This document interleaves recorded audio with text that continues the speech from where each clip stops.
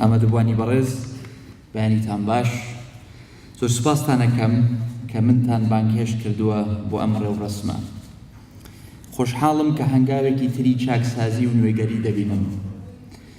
گرنگە کە نەهێڵین بربەستە سیاسی و ئابووریەکان ببن بە ڕێگر لە بەرەو پێشچوونمان.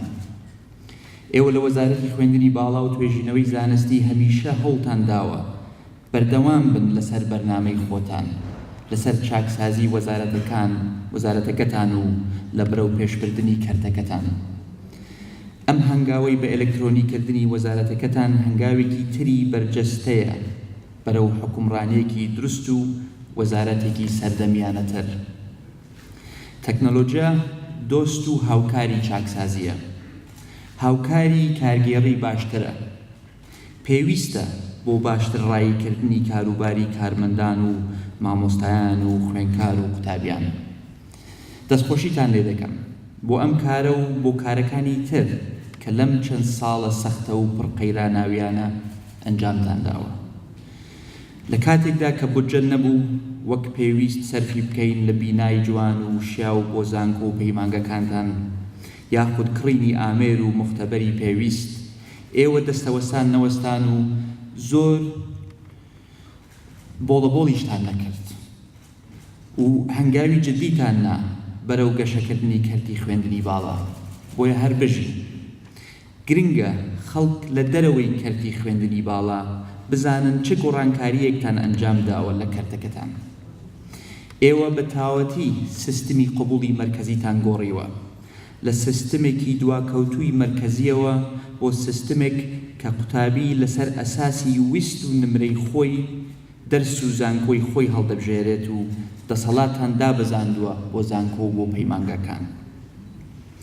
بە پەیڕەوکردنی سیستمی ڕانکینگ لە نێوان زانکۆ و پەیمانگەکان کێبڕکەیەکی تەندروستان دروست کردووە. کێبڕکێ وامان لێ دەکا هەمیشە بەرەو پێشەوە تێبکۆشین. کەس نایەوێت لە دوایی دواوە بێت، هەمومان حەزەکەین یەکەم بین. پێشم خۆشە کە یەکێک لە پێوەرە هەرە گرنگەکانی سیستمی ڕانکینگ بەندە بە توێژینەوە. لە ئەم چەند ساڵی ڕابردوو بەکردار وەزارەتەکەتانتان گونجاند لەگەڵ ناوی خۆی کە وەزارەتی خوێندنی باڵا و توێژینەوەی زانستیە. خۆشحاڵ دەبم کە دەخوێنمەوە کە خوێندکارێک یان پرۆفیسۆرێک کوردی بەحسێکی چاپ دەکرێت لە یەکێک لە گۆڤارە زانستیەکانی جیهان. دوای ئەم هەموو ساڵە ئەخیرەن داخلی کۆمەڵگای توێژینەوەی زانستی جیهان بووین. هەنگاوی جدیتان ناوە بۆ بەرزکردنەوەی ئاستی فێرخواز و مامۆستا.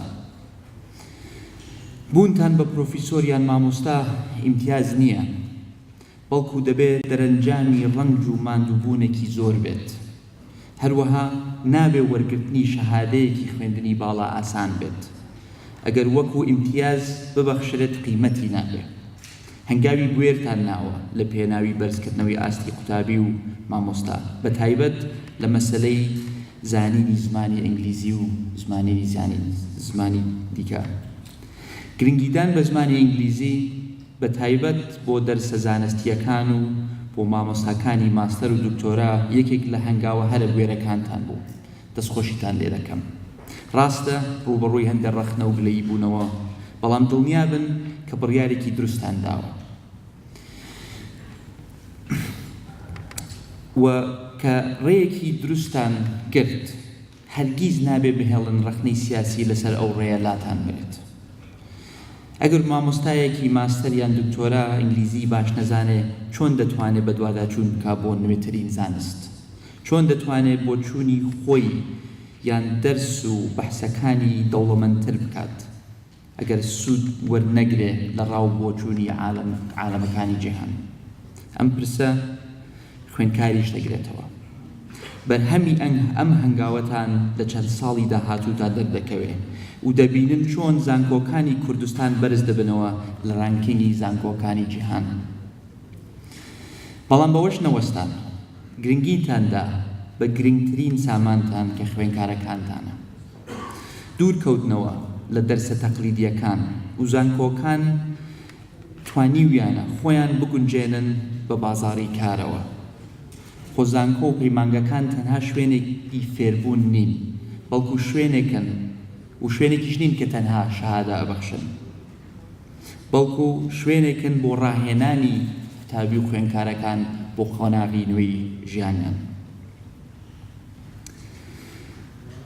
ئەو گرنگیدانە بە دیوە پراکتیکەکەی خوێندن بەقەدەر دیوە نەزەریەکەی گرنگە.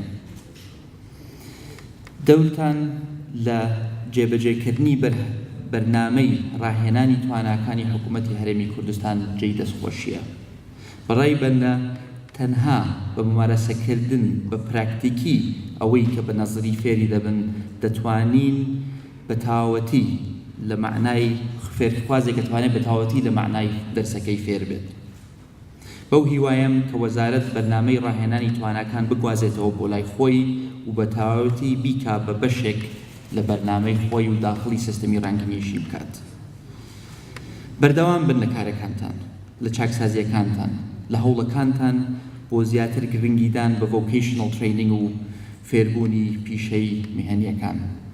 ئەم چاکسازیانە هاوتەری بن لەگەڵ چاکسازیەکانی تری حکوومەتی هەرێمی کوردستان، چاکسازیەکانی وەزارەتی دارایی و ئابووری، چاکسازیەکانی کارگێڕی کە لەسەر ئاستی حکوومەتە ئەنجام بدرێت. و ئەمڕۆژ بە هەنگاوێکی گرنگیشتان ناوە دیسانەوە بەرەو نوێکردنەوەی وەزارەتەکەتان و خۆشحاڵم ئەگەر لە دەرەنجامی ئەم بەرنامەیە تێگەیشتنێکی زیاتریشمان هەبێ لەسەر ئەم سیستەمە کارگێڕی کە داتاناوە. زۆر جار لە شوێنانی تر بە تایبەت لە حکوومەتی عێراقەوە باسی چاکسازیەکرێ و زۆر جار کە نزیکە کەوینەوە لە هەڵبژاردنەکانە باسی چاکسازیەکرێت و باسی چاکسازیەکرێت وەکو شعار، چاکسازی لەمە و چاکسازی لەوە. و حکوومەتی عێراقیش بە تایبەت لەم کاتەی کە تووشی کێشەی سیاسی بووە لەگەڵ هەرێمیان، هەرێم توش بووە لەگەڵ عێراقیان، هەردووکمان توش بووینە لەگەڵ یەکتریان، مەسەلەی چاکسازی زوو باسەکرێت و زوو هەرێم ئیتیهامەکرێت وەکو حکوومەتێکی دواکەوتوو، وەکو حکوومەتێکی گەندەڵ، وەکو حکوومەتێکی ناشەفاف لەلایەن هاوکارانمان لە حکوومەتی عێراقەوە. بەڵام هەم ئێوە لە وەزارەتی خوێندنی باڵا و توێژینەوەی زانستی بە کردار، بە فعل، بە پراکتیک، نەک بە نەزەری، نەک بە شیعار هەنگاوی گرنگتان ناوە بەرەو چاکسازی. وەزارەتی تریش ئەنجامی داوە بەرەو چاکسازی، چاکسازی ڕاستەقینە، چاکسازی ڕیشەیی، چاکسازی کارگێڕی، چاکسازی دارایی. لە وەزارەتی دارایی و ئابووریەوە بیکە کە پیاچوورەوەیەکی سەرتاسەری کردووە بە سیستمی ئیدارەی دارایی، بە زیاتر سوود وەرگرتن لە تەکنۆلۆژیا لە وەزارەتی دارایی، بە ئەلکترۆنیکردنی دەروازە سنووریەکانمان، بە دانانی سیستمێکی ئەلکترۆنی بۆ تۆمارکردنی هاتوچووی بارزگانی و بە ئەلکترۆنیکردنی سیستمی گومرکی کە پێشتر ڕەنگ بێ هەر شتومەکێک کە لە دەرەوە بەهاتایە 2-3 سەعاتی پێویست بووایە بۆ ئەوەی لە دەروازەکانمان تێپەڕێ، بەڵام لەبەر ئەم سیستمەی کە وەزارەتی دارایی دایناوە ئێستا بە 15-20 دقە تۆ ئەتوانی شتێک لە دەرەوە داخڵی هەرێمی کوردستان کەی و ئەو زانیاریاش ڕاستەوخۆ لە وەزارەتی دارایی ئەبینرێت. پیاچوونەوەمان کردووە بە سیستمی باج، پیاچوونەوەمان کردووە بە سیستمی ئیدارەی دارایی لە وەزارەتی دارایی. وەزارەتی دارایی ئێستا ئەتوانێت مانگانە وەرزیانە راپۆرتی دارایی خۆی پێشکەشکات. سیستمی بایۆمەتری یەکێک لە دیاردە نەشیاوەکانی سیستمی کەرتی وەزیفی لە عێراق بەگشتی و لە هەرێمی کوردستانیش دیاردەی بندیوار و دوو موچە و سێ موچەی نایاسایی بوو. بەڵام ئێمە تەنها بە قسە باسی ئەم دیاردەیەمان نەکرد، بەڵکو بە کردار دەستمان برد بۆ ئەو مەلەفە، بە عەمەلی هەنگاومان ناوە بۆ چاکردنی کەرتی وەزیفەی گشتی لە هەرێمی کوردستان. و هەنگاوی یەکەم تۆمارکردنەکە بوو. تۆمارکردنی بایۆمەتری ئامانجەکە نەبوو، ئامانجەکە نییە، هەنگاوی یەکەمە بۆ ڕێخستنی کەرتی وەزیفەی گشتی. بەم پرۆسەیە توانیومانە تەواوی موچەخۆرانی هەرێمی کوردستان تۆمارکەین لە سیستمێکی شەفاف لەم پرۆسەیە توانیومانە زیاتر لە 50,000 بندیواری فعلی نەهێڵین کە موچەخۆری وەهمی بوون. بەم پرۆسەیە خەریکین ئەو بندیوارانەش بدۆزینەوە کە ڕنگ بێ ئەمری تاعینیان هەبێ بەڵام دەوامیش ناکەن. منەوێ بزانم حکوومەتی عێراق چی کردووە بۆ دۆزینەوەی بندیوارەکانی خۆی. منەوێ بزانم حکوومەتی عێراق چی کردووە بۆ نەهێشتنی دوو موچە و سێ موچەی نایاسایی خۆی. لە کاتێکا کە هەفتە لە دوای هەفتە تیمی تەدقیقی خۆی ئەنێرێ بۆ وەزارەتەکانمان، بۆ محافزاتەکانمان، وەکۆیە ئێمە مجرم بین، وەکۆیە ئێمە شتێکی غەڵەتمان کردبێ و ئەوان وەکو حاکم یەنە کوردستانەکەی خۆمان و تەدقیقەکەن بۆ ئەوەی چی بەشکەم خێرێکمان پێ بکەن مەعاشێکمان بدەنێ. هەفتەیەک چاوەڕێمان کرد و هەفتە چاوەڕێمان کرد، سێ هەفتە چاوەڕێمان کرد، مانگێک چاوەڕێمان کرد، دوو مانگ چاوەڕێمان کرد. بەڕێز سەرۆک وەزیرانی عێراق هاتە سەر تەلەڤیزیۆن بە هەموو کۆمەڵانی خەڵکی کوردستانی وت من مەعاشی موچەخۆری هەرێمی کوردستانە دەم. خەڵکی کوردستان خۆشحاڵ بوو بۆ پەیامە. ئێمەش هاوکار بووین بۆ ئەوەی بەڕێزی و حکوومەتەکەی هاوکار بن بۆ دابەشکردنی موچە. دەرگای وەزارەتەکانمان بۆ کردنەوە. قایمەی تۆماری بایۆمەتریمان پێشکەش کرد. ڕێگاماندا تیمی پشکنینی خۆیان بێن، وەزارەت بە وەزارەت بگەڕێن و ئێستش لە محافزەی سلەیمانی مانگی ڕابردوو لە هەولێر بوون، ڕەنگ بێ مانگی داهاتوو بچنە دهۆک نازانین، بەڵام موچەکە هەر نەهات. و ئێمە داواکاری کە چیتر یاری بە نەفسیەتی میلەتەکەمان نەکرێت، پابەند بن بە بەڵێنەکانی خۆیان، موچەی موچەخۆرەکان بدەن، ئەلەقەن ئەو وەزارەتانەی کە خۆیان وتیان ئەیدەن کە وەزارەتی پەروەردە و وەزارەتی تەندروستی.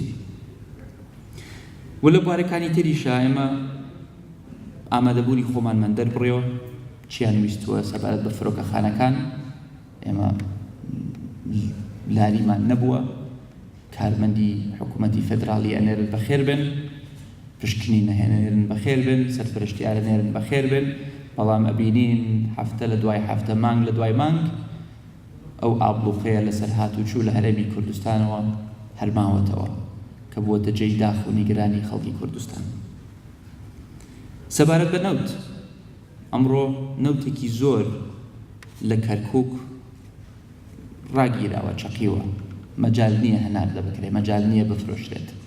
ئێمە بە بەڕێز عەبادیمان وت فەرموو ئێمە بۆریمان هەیە، بۆریەکەی هەرێم بەکار بێنن، ئێوە نەوتی کەرکووک هەنار دەبکەن، ئێوە نەوتی کەرکووک بفرۆشن، ئێوە داهاتی نەوتی کەرکووک وەرگرنەوە بۆ ئەوەی تەکمیلەی داهاتی خۆیان بکەن. داوای کاری ئێمە ئەوە بوو بێن ئەو بەرهەمە نەوتیەکانی هەرێم کە مستحقی هەرێمی کوردستانە، محافزاتەکان لە هەرێمی کوردستان بۆیان دابیکەن. گازۆیلە، نەوتی سپیە، بەرهەمەکانی دیکەیان، بەڵام هێشتا نەیان کردووە. بیانوو لە دوای بیانوو هەر بوو ماتەڵەیە بە ئەم پرۆسەیە و خەریکە خەڵکی کوردستان و ئێمەش لە حکوومەت هیلاکە بین بەم مۆزوع و دڵنیاین کە چەند نزیکتر بکەوینەوە لە هەڵبژاردنەکان زیاتر ئەم یاریە ئەکرێت. بۆیە من هیوادارم چیتر حکوومەتی عێراق کارتی چاکسازی و ناشەفافبوونی هەرێم نەکا بە بیانوو بۆ پێنەدانی موچە خۆرانی هەرێمی کوردستان. باسی چاکسازیەکەین، باسی شەفافیەتەکەین. هەرێم ئێمە هەستاین، نەک لەسەر داوای هیچ لایەکی دیکە، نەک لە بەفەرزی هیچ لایەکی تر.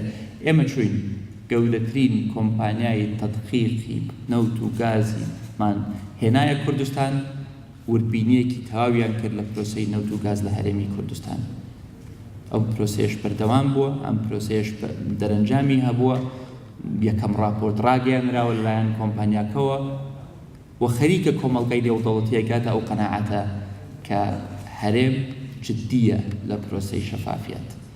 و ئەگەر کەم و کورتیشی هەبوو بێ لە ڕابردوو لە مەسەلەی شەفافیەت، ئێستا جددیترە لە ڕاگەیاندنی داتا و ئامارەکان، ئێستا جددیترە لە پرسی شەفافیەت، ئێستا جددیترە لە چاکسازیەکان.